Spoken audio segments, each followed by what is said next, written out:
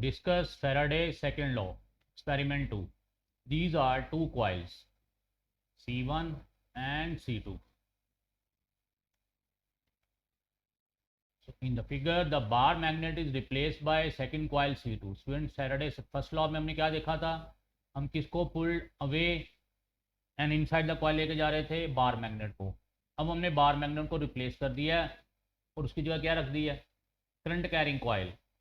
ये कॉइल है C2, इस जो बैटरी के साथ कनेक्ट किया हुआ है. इट मीन इसमें क्या फ्लो कर रहा है? करंट फ्लो कर रहा है. क्या फ्लो कर रहा है? करंट फ्लो कर रहा है. So the bar magnet is replaced by a second coil C2 connected to a battery. ये देखिए C2 कॉइल है और ये बैटरी है. इट मीन ये करंट कैरिंग कॉइल है C2. अब स्टूडेंट, करंट कैरिंग कॉइल है तो क्या प्रोड्यूस करेगी? Magnetic field. अब जब मैग्नेटिक फील्ड प्रोड्यूस करेगी तो ये मैग्नेटिक फील्ड कॉइल 1 में एंटर करेगी.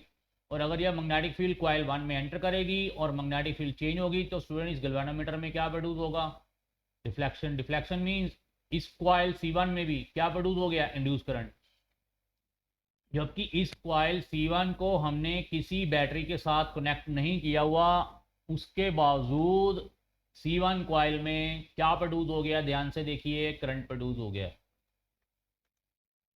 C2 कॉइल को हमने बैटरी के साथ कनेक्ट किया हुआ था, ये करंट प्रोड्यूस हुआ, करंट से मैग्नेटिक फील्ड जनरेट हुई. ये मैग्नेटिक फील्ड इस कॉइल C1 में एंटर कर गई. जैसे ही मैग्नेटिक फील्ड इस कॉइल C1 में एंटर की, due to change of magnetic field C1 coil में क्या इंड्यूस हो गया? करंट इंड्यूस हो गया. This is the Faraday second law. तो steady current in the coil C2 produces a steady magnetic field. तो इस कॉइल C2 में जब करंट प्रोड्यूस हुआ तो क्या प्रोड्यूस हुई? Magnetic field.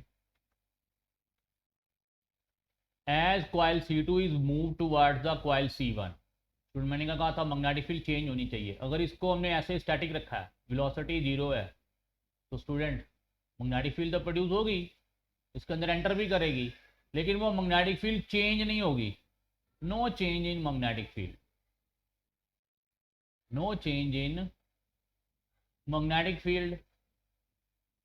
कॉइल C2 में मैग्नेटिक फील्ड तो प्रोड्यूस होगी और मैग्नेटिक फील्ड इस कॉइल C1 में एंटर भी होगी, लेकिन मैग्नेटिक फील्ड चेंज नहीं होगी. अब मैग्नेटिक फील्ड चेंज नहीं होगी तो इस कॉइल के अंदर करंट नहीं प्रोड्यूस होगा, इंड्यूस होगा. लेकिन जैसे ही हम इस कॉइल C2 को क्या करेंगे?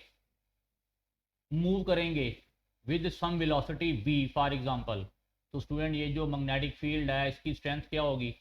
अगर हम नज़दीक जाएंगे कॉइल C2 के तो मैग्नेटिक फील्ड की स्ट्रेंथ बढ़ेगी C1 कॉइल में. दूर जाएंगे, कॉइल C2 को दूर लेके जाएंगे तो कॉइल C1 में मैग्नेटिक फील्ड की स्ट्रेंथ कम होगी. इट मींस कॉइल C1 में जैसे जैसे ये कॉइल C2 मूव कर रही है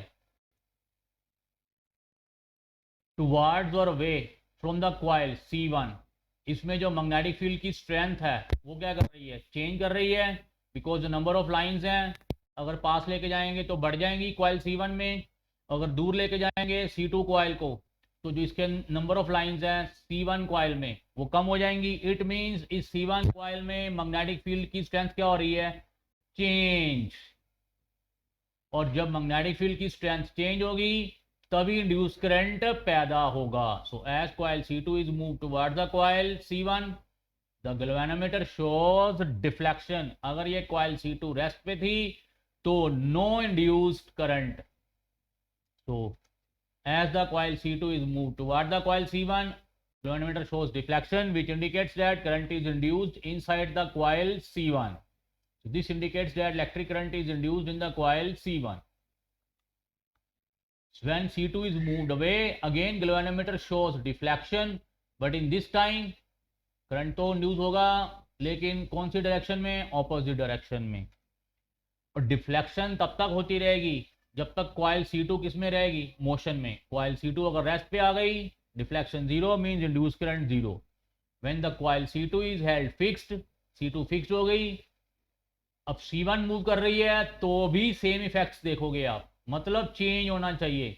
अब कॉइल C2 फिक्स्ड है, कौन मूव कर रही है? C1.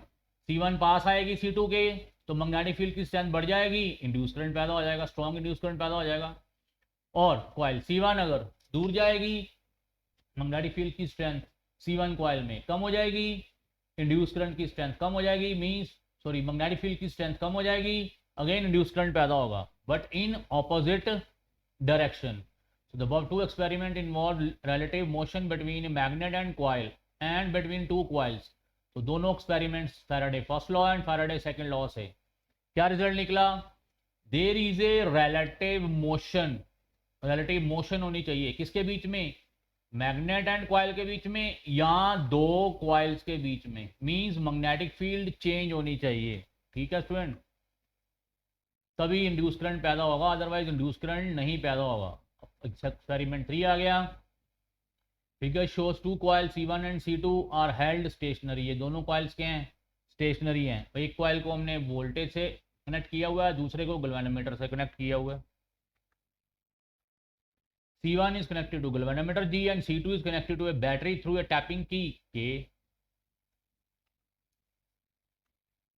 It is observed that shows a momental deflection when the tapping K key is pressed. Student इस की को प्रेस करोगे तो इस कॉइल C2 में क्या प्रोड्यूस होगा? करंट. करंट प्रोड्यूस होगा तो ये मैग्नेटिक फील्ड प्रोड्यूस करेगा. मैग्नेटिक फील्ड प्रोड्यूस करेगा तो मोमेंटली इसके अंदर भी क्या इंड्यूस हो जाएगा? Induce current. When the key is released, इसको रिलीज किया, अगेन डिफ्लेक्शन प्रोड्यूस हुई बट इन ऑपोजिट डायरेक्शन. इस की को रिलीज करेंगे तो यहाँ पे मैग्नेटिक फील्ड क्या हो जाएगी? वीक. मींस करंट यहाँ पे जीरो हो जाएगा. करंट अगर जीरो हो जाएगा तो मैग्नेटिक फील्ड की स्ट्रेंथ धीरे धीरे क्या होती जाएगी? कम. इसके अंदर जब मैग्नेटिक फील्ड की स्ट्रेंथ C2 में कम होगी तो C1 में भी क्या होगी? कम. तो क्या आ गई? चेंज आ गई. चेंज आई का मतलब क्या है? इंड्यूस करंट इंड्यूस हो गया. ठीक है student, but in opposite direction. So pointer in the galvanometer returns to zero immediately if the key is pressed continuously. और अगर हम इसको continuously प्रेस कर ही रखेंगे, स्टार्टिंग में तो प्रेस करेंगे, करंट पैदा होगा, मैग्नेटिक फील्ड इसके अंदर जाएगी, मींस मैग्नेटिक फील्ड चेंज होगी, क्योंकि पहले मैग्नेटिक फील्ड नहीं थी, उसके बाद मैग्नेटिक फील्ड आ गई, मींस मैग्नेटिक फील्ड की स्ट्रेंथ चेंज हुई तो मोमेंटली इंड्यूस करंट पैदा हो गया. लेकिन अगर इसको प्रेस करे रखेंगे तो ये करंट आई गया कांस्टेंट, क्योंकि बैटरी के साथ लगाया हुआ ना हमने. अगर ये कांस्टेंट है तो ये मैग्नेटिक फील्ड भी क्या है? कांस्टेंट. अगर इसके अंदर कांस्टेंट C1 कॉइल के अंदर मैग्नेटिक फील्ड जाएगी तो स्टूडेंट ये इंड्यूस करंट क्या हो जाएगा? Zero. There is no deflection in the galvanometer. It means क्या होनी चाहिए?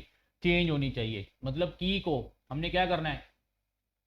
क्लोज करना है, ओपन करना है, क्लोज करना है, ओपन करना है. मैग्नेटिक फील्ड की स्ट्रेंथ चेंज करनी है.